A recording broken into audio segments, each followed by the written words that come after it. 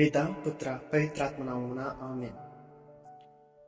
పునీత Vincent day Paul మద కన్యల సభ కన్యాశ్రీ అద్భుత పథకం, భక్తి ప్రారంభకురాలు మరియు మత సాక్షి పునీత క్యాథరిన్ లబోరే గారు. ఫ్రాన్స్ దేశంలో బర్కండీ పట్టణంలో ఒక పెద్ద రైతు కుటుంబం ఉంది. ఆ రైతుకు 11 మంది సంతానం. వారిలో 9వ సంతానమే పునీత క్యాథరిన్ గారు. వారు క్రీస్తు శేషం 1806 సంవత్సరంలో జన్మించారు. క్రైస్తవ భక్తి విశ్వాసాల్లో పెరిగారు. క్రీస్తు శకం 1830లో అనగా తమ 24వ ఏట నెలకొన్న పునీత విన్సెంట్ డే పాల్ మత కన్యల సభ తాము ఒక కన్యాశ్రీ అయ్యేందుకు నోవిస్గా ప్రవేశించారు.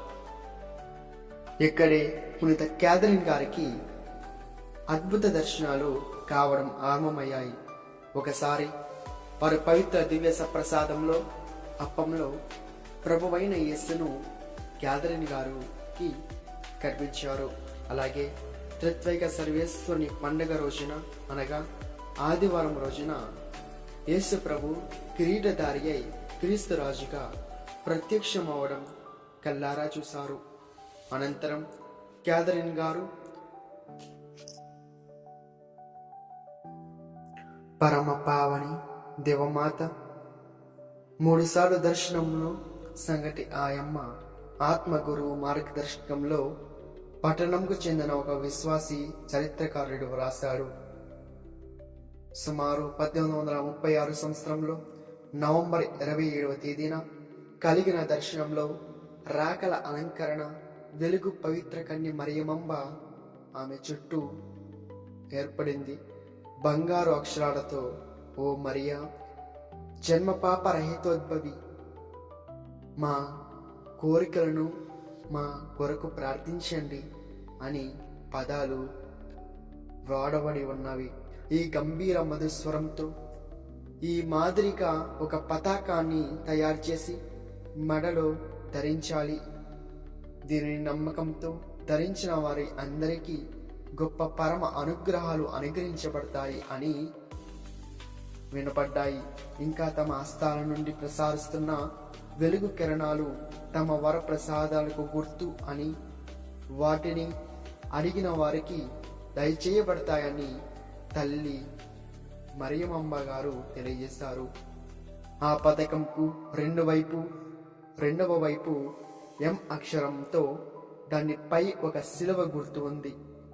ముళ్ళ కిరీటము చుట్టబడి ఉన్న యేసు తిరుహృదయం, ఒక బాకు దిగబడి ఉన్న మరియమాత హృదయం కూడా ఉన్నాయి.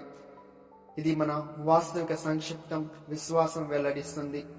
ఈ పవిత్ర దర్శనాల సంగతి క్యాథరిన్ గారి ఆత్మ గురువుకు తప్ప మరి ఎవరికీ తెలియదు. అలాంటి పటకం లేక ఉత్తరీయంను విరివిగా తయారు చేసి అధిక సంఖ్యలో ప్రజలకు పంచి పెట్టినప్పుడు కొన్ని రకాల వదంతులు కూడా వ్యాపించాయి. కానీ కోళ్ల ఫారంలో పనిచేసుకుంటూ తనకు ఏమీ ఎరగనట్లు పునీత క్యాథరిన్ గారు తమ 40 ఏండ్ల శేష జీవితాన్ని యేసు మరియల స్మరణంతో గడిపారు, అధిగమించారు. అందువ ఉత్తరయమును బట్టి వెంటనే స్వస్థతలు, ఆశ్చర్యకరమైన వర్తనాలు, ఆధ్యాత్మిక మేలులు సంభవిస్తున్నాయి. శుభవార్తలు చాలు. అందువల్ల అద్భుత పథకంగా దానిని పేరు సుప్రసిద్ధమైన ఎల్లడా పంచింది. ముఖ్యంగా క్రీస్తు శకం 1842లో నాస్తికులు అనేకులు మారుమనసు విశ్వాసులయ్యారు. అలాగే అల్ఫోన్స్ రాట్నిస్కున్ అనబడి కథేలుగా యూదుడు తప్పిపోయిన తండ్రిని చేరిన కుమారుని పొందారు, మార్పు చెందారు. ఇవి అప్పటికీ కనబడిన గొప్ప సంగతులను ఇంకను ఆ కన్య మరియమాత కోరిన చెప్పున మరియమాత బిడ్డలు పేరిట మతపరమైన సహోదరి సంఘాలు ఏర్పరచబడ్డాయి. పైన చెప్పబడిన అద్భుత పథకం లేక ఉత్తరీయం ఈ బిడ్డలు గుర్తించి బ్యాడ్జిగా ఇవ్వబడింది. ధ్యాన యోగం అంశంపై తాను అనుసరించిన విధానం గురించి పునీత క్యాథరిన్ గారు, నన్ను నేను దేవుని సమక్షంలో వ్రాలి ఓ ప్రభువా, ఇక్కడే ఉన్నాను, మీ చిత్తమునైతే వాటిని అనుగ్రహించండి అని దీనతతో వేడుకుంటాను. వారు ఏమైనా దయచేస్తే అధిక సంతృప్తితో వందనాలు తెలుపుతాను. ఏమి ఇవ్వకున్నా కానీ అందుకు నేను తగనేమోనని భావించి అదే విధంగా కృతజ్ఞతలు అర్పిస్తాను. ఆ తర్వాత నా మదిలో మెదిలే ఆలోచన పరమన్నింటినీ ప్రభువు ముందు ఏకరవు పెడతాను. వారు చెప్పేది వినమ్రతతో ఆలకిస్తాను అని విషాదపరిచారు. అట్టి మహనీయురాలు క్రీస్తు శకం 1876 డిసెంబర్ 31వ తేదీన తమ 70వ ఏట ఈ లోక యుద్ధ సభను ముగించుకుని జయసభ అయిన మోక్ష రాజ్యంలో నిత్యానందం జీవన యోభాగ్యంగా ప్రవేశించారు.